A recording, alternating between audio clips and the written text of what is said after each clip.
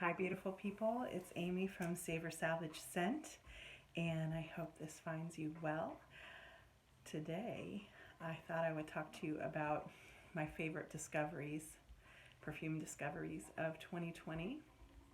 For those of you who are new to the channel, thanks for stopping by. Savor Salvage Scent mostly focuses on fragrance, but some other creative and DIY projects occasionally as well. If you haven't subscribed, I hope you'll hit the red subscribe button so that we can stay in touch. If you enjoy this video, I also ask that you give it a thumbs up. That really helps me a lot. Thank you. And for those of you who are returning, thank you so much.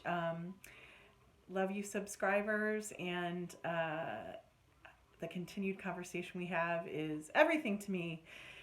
During this crazy year of 2020, when there were so many bad things, mainly a pandemic, but so many tough challenges, truly the best and worst of times, also amazing things have happened in my life. And one of them was getting the courage to start this channel, and then the constant, I would say, encouragement, enlivenment, is that a word? Through the conversation with you all, so thank you. So, looking back on 2020, I thought I would share with you, this is, although I've collected perfumes since I was in my late teens, early 20s, I would say my collection expanded most this year. I think for a lot of people, formerly collectors or not, 2020 was a year to dig into something that enhanced our lives with so many things out of our control, right? So my collection got a lot bigger. I tried, oh my gosh, probably between exchanges, samples, just trying things out in stores before the pandemic, and purchases, I've probably tried 300 to 400 scents this year. God, I can't remember how many came out this year, thousands. So believe it or not, it was really hard for me to narrow down to 31, friends, 31. Not all of these were released this year. In fact, there are a few oldies, goodies, classics kind of sprinkled in. For those of you who aren't familiar, while I love vintage perfume and the classics, I would say in past years, a lot of my collection really focused on that, and Guerlain being one of my favorite houses, if not favorite. But this year, I really got deeper into niche or independent perfumes, and it's just thrilling me to no end, let me tell you. So you'll see, every year I'm sure if I looked back and had done this for years, every year would be very different. Some years I'd go really deep with the classics or with particular notes. This year you'll see I'm kind of all over the map as far as notes. While I certainly have a few lanes I love, you'll see a lot of independent perfumery this year. So because I'm talking about 31 scents, I'm breaking this into two videos. So today I think is 16 or 17 scents, and then later this week I will publish a second video with the last 31 scents, if I haven't mentioned. And obviously there are things missing here. There are some new releases from this year, but these are just things I discovered this year or first experienced. So ready, set, go. I'm not going to go deep into the notes because there are so many. I'm just going to tell you like quick impressions. So first, if I had to choose a favorite scent this year, it would be between this scent and some Solstice Sense and Alkemia scents. But this is tremendous. This is Desert Fleur. Nobody's talking about it. So affordable, starts at $34, sometimes goes on sale. The company's name is Bohemian, Reves, R-E-V-E-S. They're out of St. Petersburg, Florida. And this is essentially a rummy, boozy, to me, vanilla patchouli. This is magical, like magic. Crazy about it the second I smelled it when I opened the box. I was like, oh, it's just gorgeous. Love it. Desert Fleur It's beyond its components. It is so beautiful and not like other things. And to me, this is me in a bottle. You know, there are a few fragrances I feel that way about, but I wear this and I'm like, this is part of my personality. I love it. So Desert Fleur by Bohemian Reves, #1. These aren't all in order, but that is one of my faves. Next are a couple scents by Alkemia. For those of you who aren't familiar, that is a small independent house. I believe somewhere in Massachusetts. Shoot, I should have looked. The nose's name is Shara Lemereau, I believe. I'm just learning more about this house. I kind of dabbled in the past. One of my favorite carnation scents called Green Carnation is made by them. But the two that I just completely knocked my socks off this year, one is called Misdeeds After Midnight. Oh, so good. So I don't know about you all. I'm not knocking those of you who like, there are a lot of coffee fragrances, I feel like, on the market, and one in particular very popular the last few years. And it's funny to me when I smell some of these scents because I can barely get coffee, like barely, not even maybe. Sometimes it just enhances something. This to me is a coffee fragrance. It smells like coffee and other things.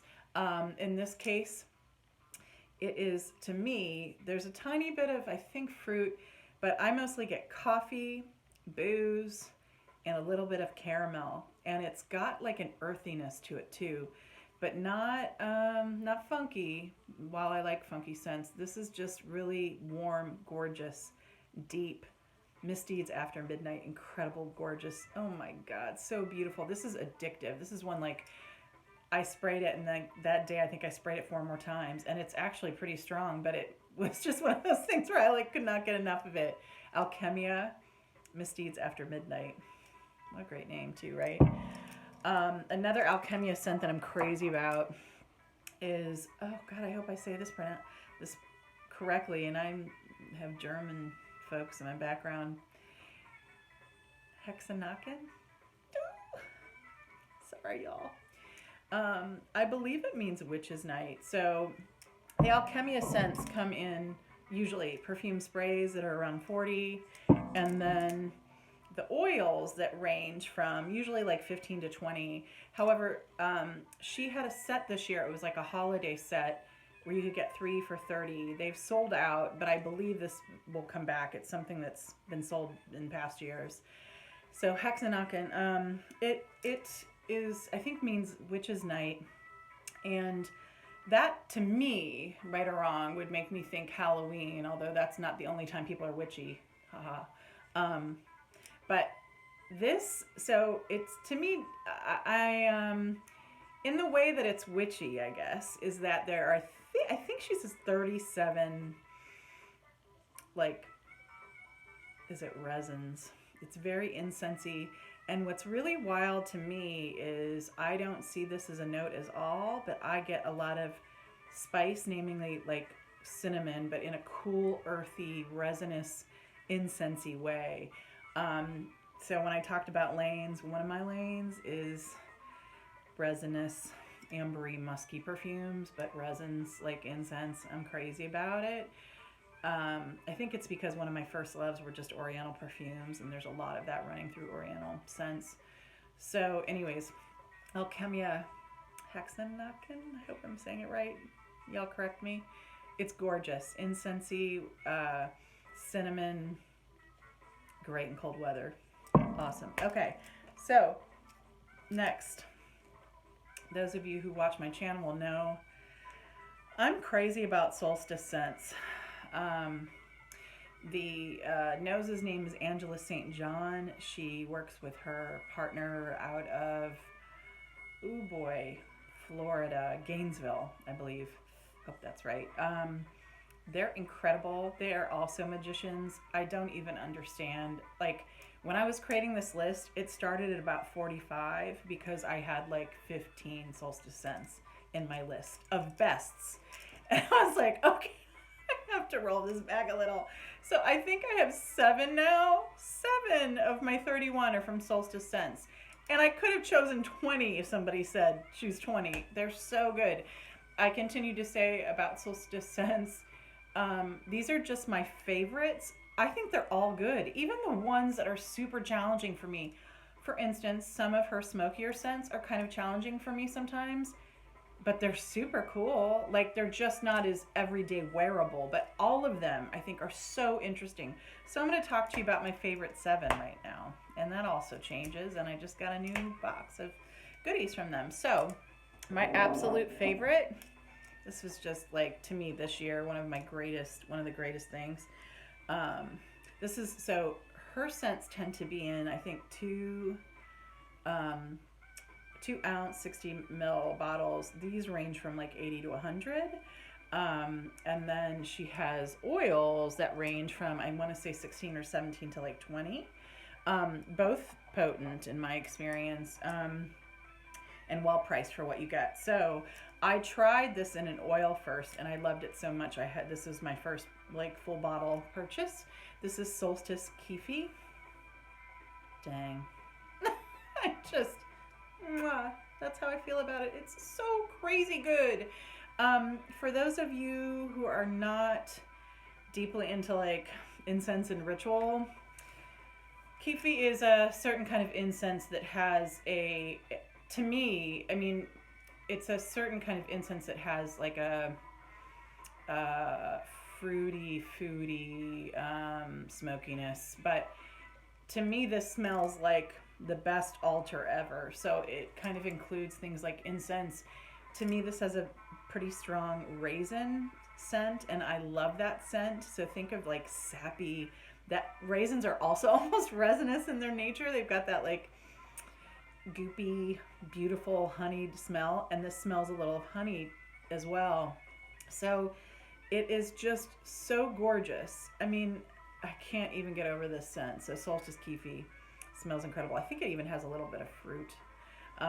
Yeah, anyways, gorgeous, incredible. And then let me go through 6 more little oils. One is called Library. I don't know if you can see, they illustrate each of the bottles. They're just so cool. Library, I would say, is not as wearable in the sense that like I wouldn't wear this every day. This would not be a signature scent because it smells exactly like a library, which is, I'm a book nerd, and so this is so cool to me. And definitely it's wearable. I just wouldn't wear it every day. It's one of the most atmospheric scents I've ever smelled. For somebody who is deeply into books, could just be so cool, even if they're not even like really into perfume. It's so cool. I like to layer this with other things. I'm not a huge fan of layering, but this is a cool one. It smells like old paper, wood. It has a bit of resinousness. I want to say even a little bit of citrus. I hope I'm wrong or right about that. I could be wrong. Anyway, smells like a library, called Library. So cool. Next, Winter Dove. Okay, so Winter Dove is one of my most recent acquisitions from them. I want everything in the world to smell like this. I want to have perfume, cream, soap, everything. Fortunately, they only just now make the oil. So Winter Dove is talked about as being one of their greatest winter scents, that has a lot of nutmeg and smells of carnation. Oh my God. Okay, so people love or hate carnation. I'm crazy about it. Carnation has, oh shoot, I forget the name of the chemical. Starts with an E. Eugenol, I believe. Eugenol is I think both man-made and chemically made compound that, or man-made and a nature-made compound that has a clove-like smell, which carnation has. So this smells, you get a little bit of like nutmeg and spice, even a little bit of like, I don't know if it's vanilla or marshmallow, but mostly spicy carnation. So gorgeous. My new favorite carnation scent, and I've got a lot of carnation scents because I'm crazy about them, even though they're considered passé, sadly. So yeah, Winter Dove, crazy about it, so good, can't believe it. Yeah, I think it's gonna be right there with Solstice Kefi once I wear it more. It's so good. All right, a few more. One is called Sycamore Chai. It smells exactly like what it's called. It smells, there are a lot of supposed tea scents on the market. A lot of them to me don't smell that much like tea. It smells just like a warm cup of chai. A little tiny bit of woodiness. It is so, so, so, so beautiful. Next one is Smokewood Apiary.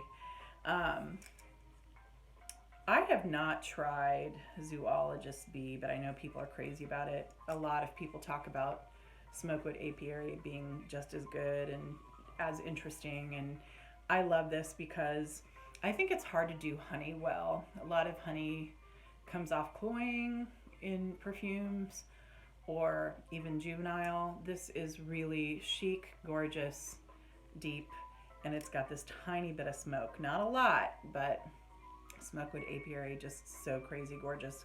Also can't wait to get a full bottle of this in perfume.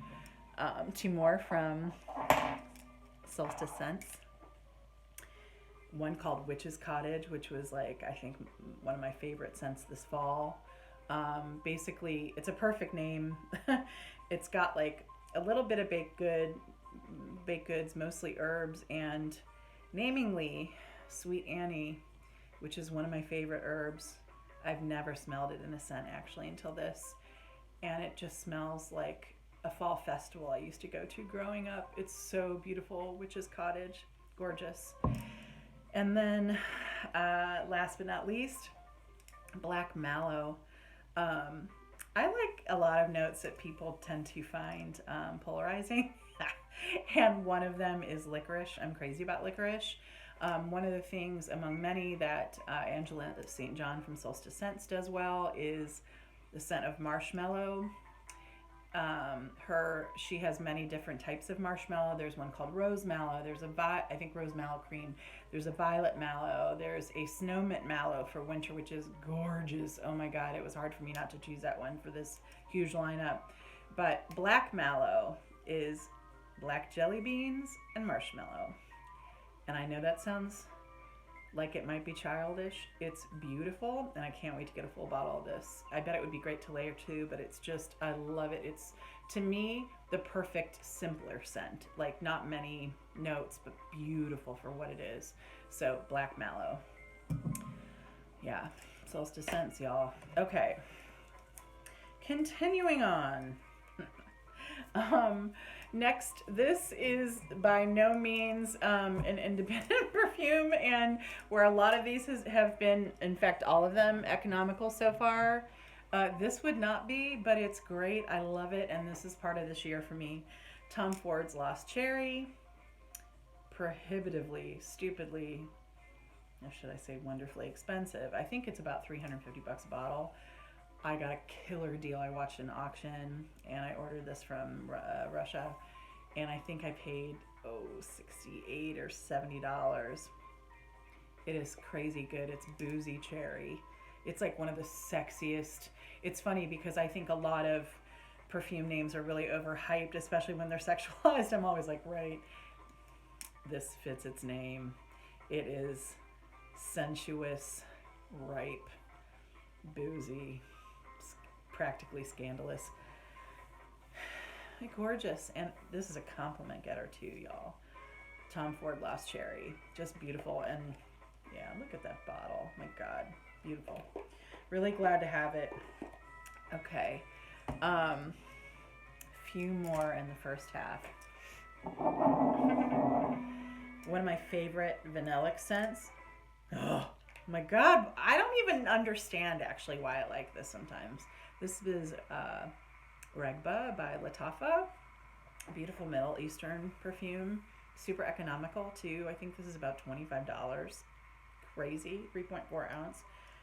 This is a super dark resinous vanilla with taminos. The little bit of oud or something in here, woodiness, almost gives it a smoky to the point of smelling like rubber scent. Kind of like when Angel first came out, and I think Bulgari Black, there's this kind of rubbery scent, and that's what's going on in here with this resinous vanilla. Why do we like what we like? Don't know. Crazy about this. Can't get enough of it. Smells incredible. So good. And smells like a gazillion dollar niche perfume. So affordable. Rhagba Lattafa. Or Lattafa's Rhagba. Sorry. Okay, next. Oh gosh. A few more of the first half, y'all. Acqua de Parma from the Blue Mediterranean line. Some of my favorite packaging. This is Mandorlo de Sicilia. This is the coolest pistachio. I love pistachio in a scent. This is sparkling, has a champagne-like aldehydic almost quality. It's like pistachio cream soda. So good, so beautiful. Unlike anything else I have, crazy about it. Beautiful. Yeah, wore it a lot this year. One that not many people talk about, and I think for the few people that know about it, people are really on the fence about it. I would guess that's because people tend to, I think, be on the fence about ambers. This is Jovan's Secret Amber. I just got this a few months ago, but it's so good. Oh, this is another one. You could say this was a really high-end perfume designer and you would believe it. To me, this is like a, what kind of amber is it? It is a sweet honeyed amber. And to me, although there's no note of this, when you look it up online, it smells tobacco-ish to me. So yeah, I think that almost all my scents I would call unisex, and no matter whether they are or not, I think people should wear what they love. I don't care. I wear whatever I like. But this Secret Amber, I would say, to me, leans a little more feminine, but I think men or women could wear it. In fact, I think I learned about this through Sebastian Jara's Is It Looking Great, Smelling Great? I hope I'm right. Video. He's tremendous, but suggested this is a really good, affordable amber, and I'm so glad I got my hands on it. It's gorgeous. Really cheap, too. I want to say this is about 15 or 20 bucks. Ridiculous. And again, it smells to me like a $300 perfume, which is so cool. All right. Just a few more, friends. Oh my gosh. Pardon me while I reach for this gigantic box. All right. This was a recommendation by my friend Enid/Robin. Thank you, friend. This is Haramain's. I think we got into this conversation because I'm starting to collect Middle Eastern perfumes more and kind of like learning about them. This is Haramain's Junoon Noir. I'm going to try not to drop it like I did in the last video where I talked about it. Comes in this beautiful bottle.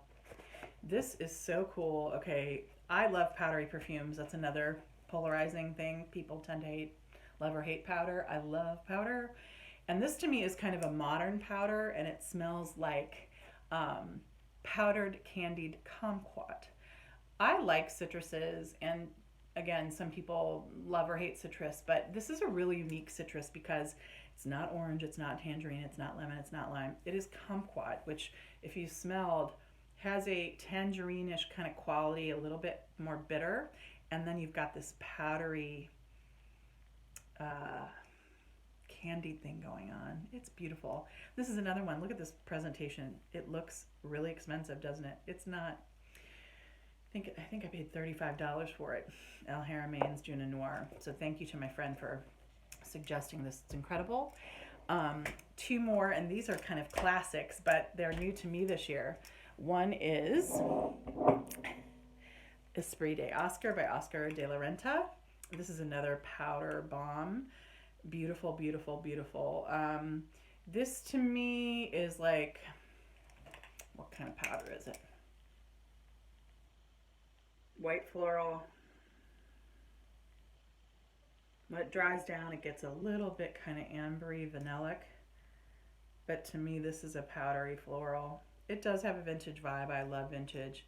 It smells like money. It smells like class to me. It's phenomenal. Also super affordable. I think it was about 20 bucks. Oscar de la Renta's Esprit de Oscar. Last but not least, and I know some of you will be like, what? Because this is totally vintage perfume. And again, this is another one, a lot of people hate it. I'm crazy about it. Bob Mackie. Oh, baby. First of all, I think that is the coolest bottle. Now, of course, I'm an 80s kid, and this is an early 90s perfume, and so it's kind of my jam. But I like white florals. A lot of people don't. This is some white florals, especially tuberose, can have an effect where it smells like bubblegum. I love that. Like I'm crazy about it. Smoky, powdery bubblegum. And that's what I get. When I first spray this, it smells just like bazooka bubblegum. Don't ask me why I want to wear that and why it's beautiful, but it is. And then when it dries down, it gets more ambery. It is awesome. You can get a box set of this online for this and a cream, I think, for about $19. Or you can get the perfume by itself for like $12 to $15. I think it's so gorgeous, and I think hardly anybody's wearing it now, so you won't smell yourself coming and going. All right, so concluding today's half of the 31 favorite scents of 2020, I will talk to you soon. Bye.